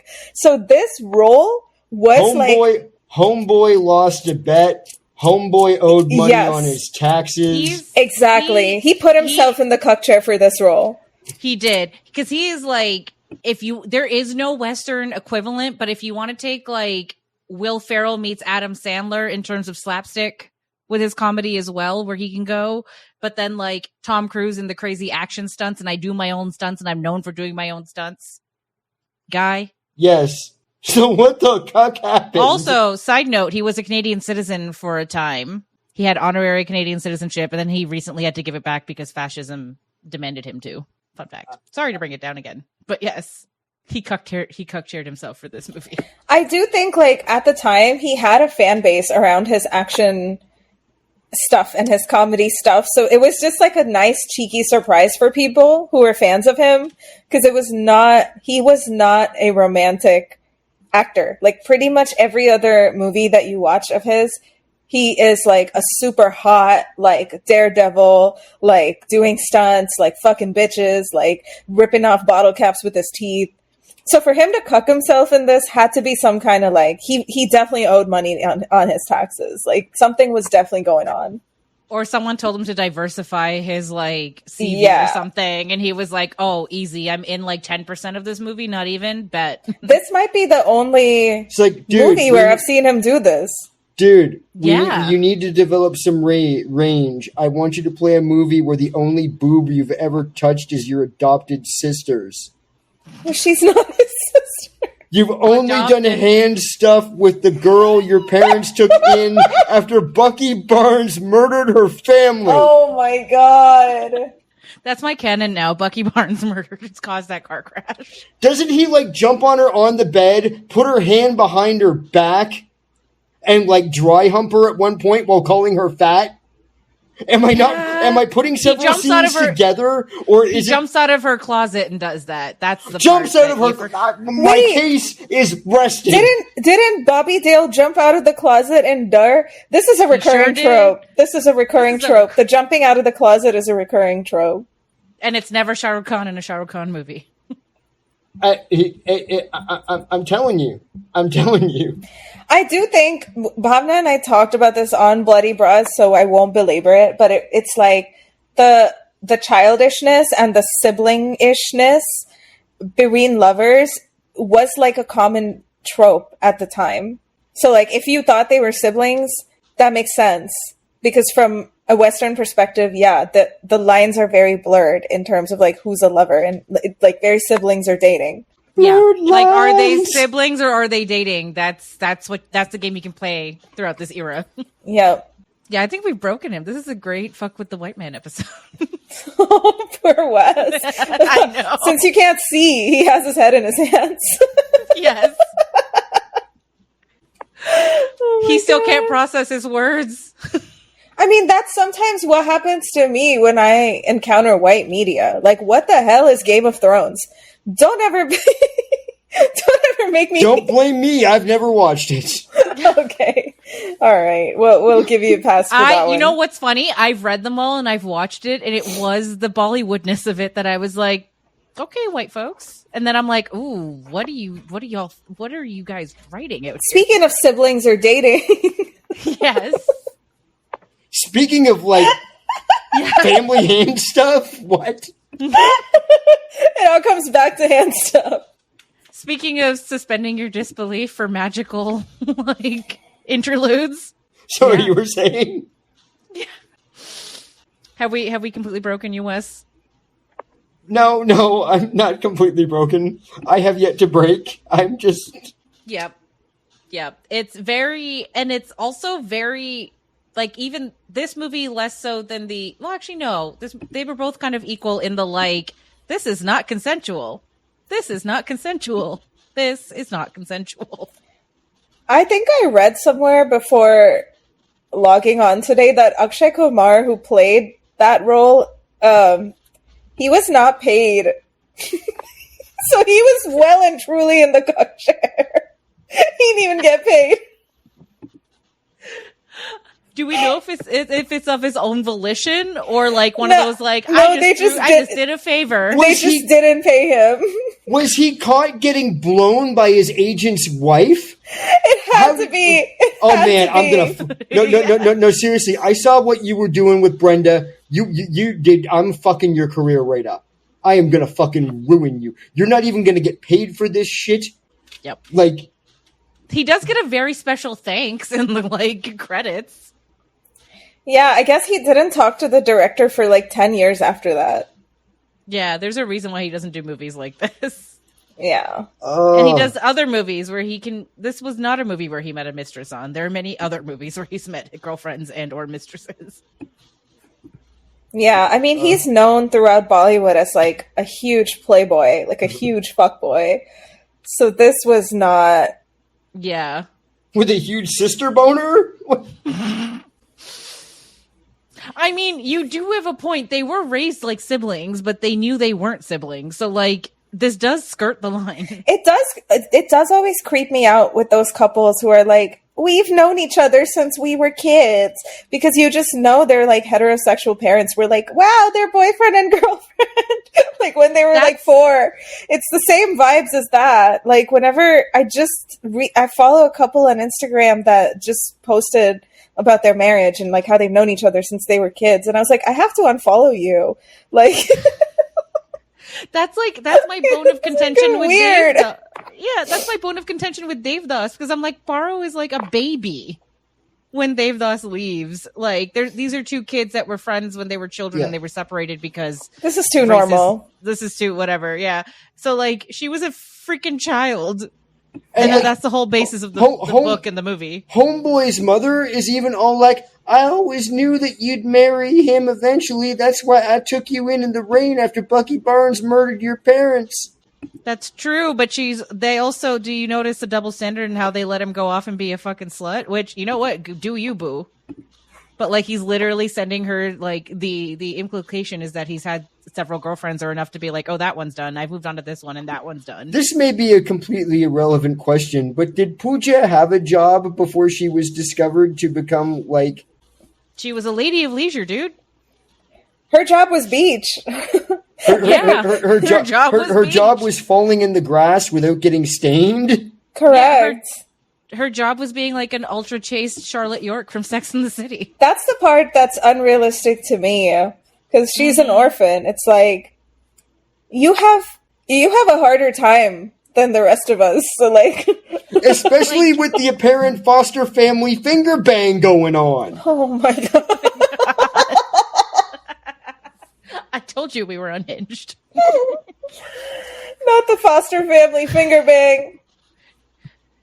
He thought it was a Folgers commercial, and she was like, "Oh no." Have you ever seen the Folgers commercial, yes. Akanksha? Yeah. No, yeah. I know the reference. Yes. Just checking, because I'm like, I don't know if that was niche or not, but... Like, someone was creaming someone's coffee in that house? I don't know. This was not a healthy childhood for either of them, okay? Good thing it all ends with a big public confessional. Oh, there was shit not getting confessed. We did not get the confessional. Wes's note is that there should have been more confessions. We got the G rating confessional. There are accusations coming. There are books about to be written. There are... Listen, I would kill for Nisha's tell-all, because you know that if this wasn't like Bollywood, that they were definitely fuck buddies. Mm-hmm. Like the characters. Well, Because ain't no way she's that in love for zero payoff in real life. or she was at least doing someone in that squad, someone part of that troop. I mean, you can't tell me she wasn't, even if she was pining for so-and-so, you can't tell me she wasn't getting laid at all. I mean, that's what we're supposed to think, Wes. She's too limber to just be dancing, Bhavna. Man. Yeah.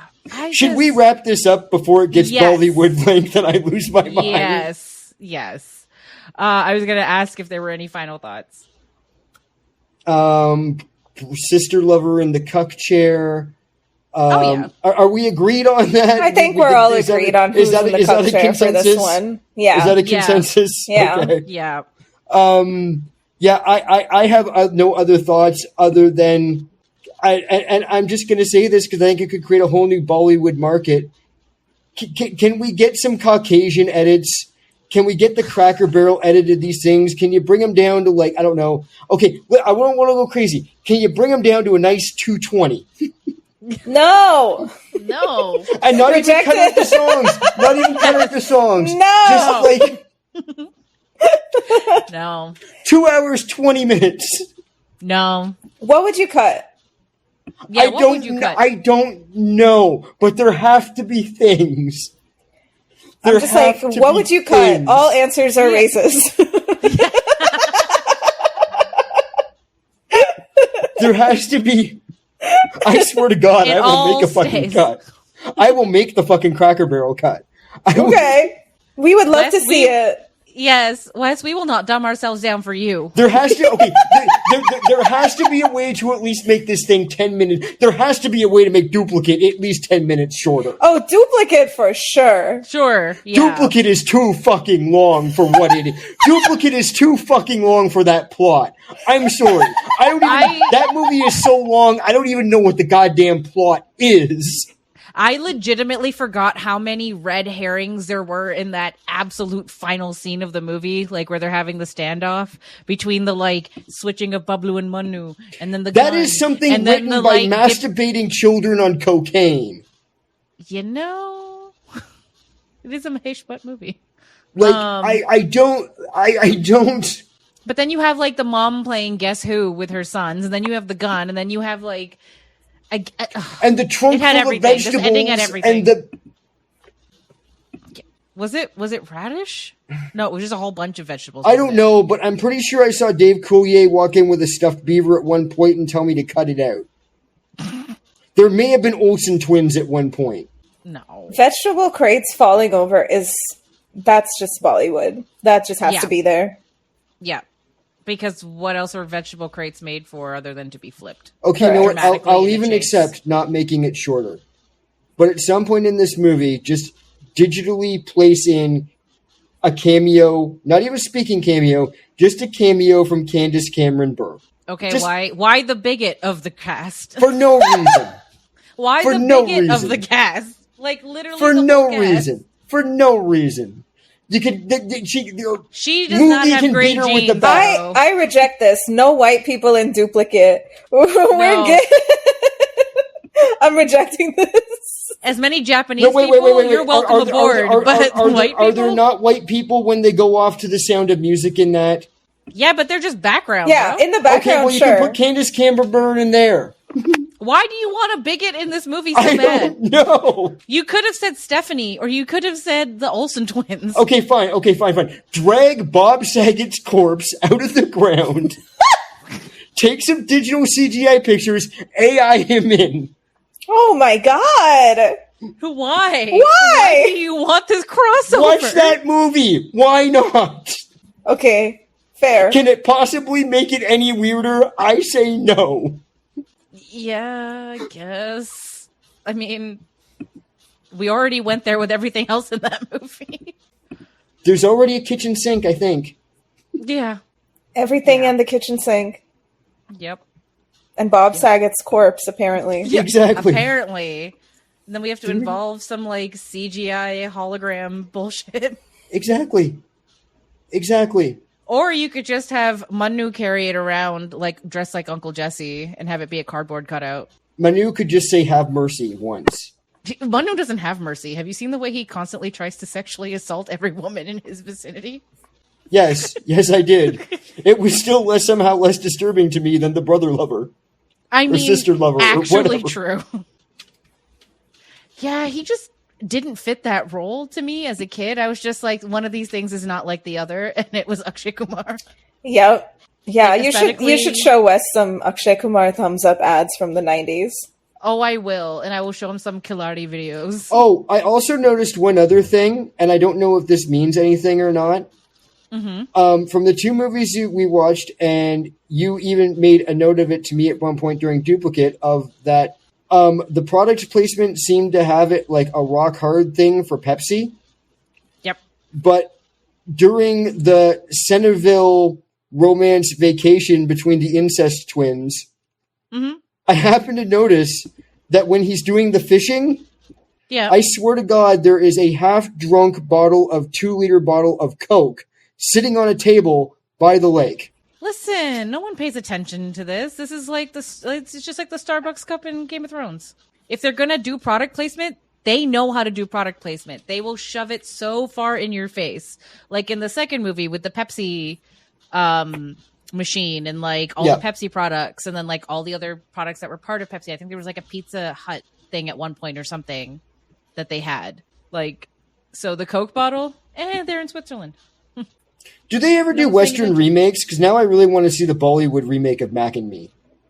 And I'm not joking. I'm not being an ass here. I genuinely. Mm-hmm. Imagine the McDonald's scene in Mac and Me, but Bollywoodized. There's only one movie I caught being like there was a Hollywood remake, but I couldn't tell if the Bollywood movie was based off of another, like another movie, but it probably was. It was Hum Tum, which is essentially like these people that think they're not meant to be together at different points in their life where they keep meeting up and then they finally give it a chance. And it ends in disaster? They realize that they were related all along? Or oh my God, not every movie has that, Wes. Not every movie has that, Wes. All right. So since we're all pretty much agreed that Brother Lover belongs in the cuck chair. Yep. All right. How has this education been on Bollywood and your discovery of it? I don't know. I think that there. Well, you're apparently telling me that there must be more of this out there. Mm-hmm. I don't know if that's true or not. You may just be pulling my white leg. But yeah, we'll have to see. I'll have to investigate further and see. I mean, it looked like there was a bunch of it on Prime, but who knows? You know, Amazon lies. It's a big corporation. Amazon lies. It could just be all a big conspiracy to convince me that there's this like whole other form of movies out there. I don't know anymore. I mean, reality is dead, Bhavna. Reality is overrated. But Bhavna, does our guest have anything to plug? I think she does. Oh, sorry. I'm sick right now, just for everyone listening. So I'm operating on like 60% capacity. What I have to plug is my book, Chef's Kiss, which is also pretty Bollywood coded, honestly. It is set in Bollywood, in Bombay specifically, and the upcoming radio play for Chef's Kiss, which is going to be the audiobook version of the book with all of the men in the book voicing themselves.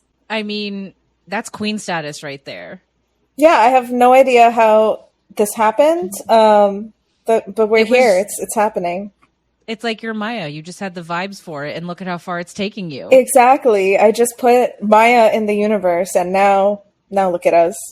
So yes, Yeah. people out there are millions upon millions of Sixville Mall listeners of Double Feature Creatures and our hopeful other coming podcasts. Go buy her book. Buy the audio version when it comes out.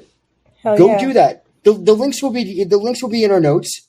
We will make sure they're there. Go buy that so that it will become popular enough so that when I can get to the bottom of this and I can discover who makes this Bollywood thing, this strange underground artsy movement, bizarre film thing. When I find them, they may be somewhere in Gatlinburg, Tennessee. That is where I'm like, apparently right now, I'm not sure. When I find them, if they don't kill me, maybe we can get the Bollywood version of the book made. I mean, she deserves that anyway. But why have a Bollywood version when you have the audiobook with the two dudes playing themselves? That's Bollywood enough for me. I'm like, well, then think about them doing it in the movie and dancing in Sweden together. oh my God. Wow. They could barely read. Well, the chef could barely read his sex scenes. He was mad that there was sex scenes in the book. He was reading his lines, and then he was like leaning away from the mic and being like, I would never say this. I would never do this. That's not the way I do it, goddammit. That's not my technique. Please, I hope you replied with, yeah, I was there. I think I know what you said. Well, the director in the room was like, just pretend you're fucking right now. And he was like, but I'm not fucking right now.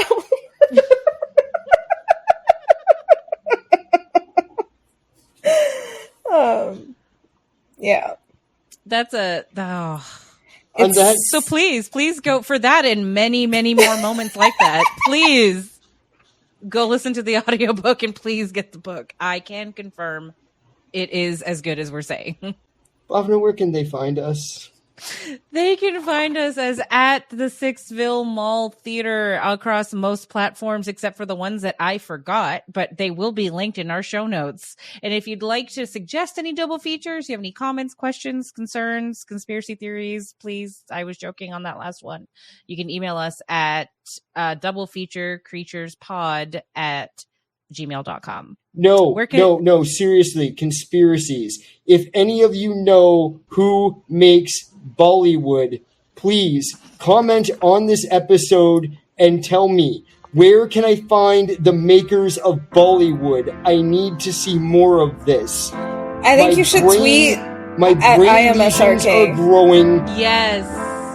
You need to send IMSRK a message. I'm afraid if I don't get a steady dose now, the tumor will grow. And on that note, folks, just remember we do not validate your parking if you came in here with athlete's foot. Athletes have feet? Okay, cool. Bye! I am stopping this recording now.